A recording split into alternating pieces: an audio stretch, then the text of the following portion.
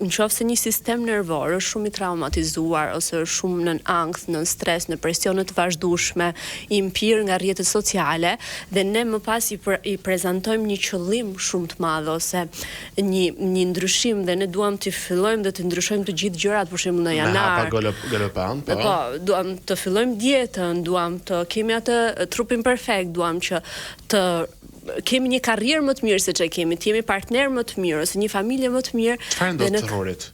Dhe truri friksohet shumë dhe kalojmë në gjendje frizë që quhet në anglisht ose ngrirje. Në ngrim, truri fillon dhe saboton veten.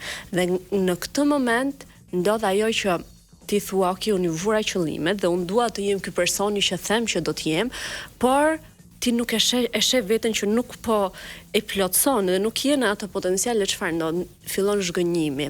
Fillon ndjesia e turpit, e zhgënjimit dhe e fajit. Janë 3 ndjesitë kryesore të cilat na fusin neve në gjendjen frizë.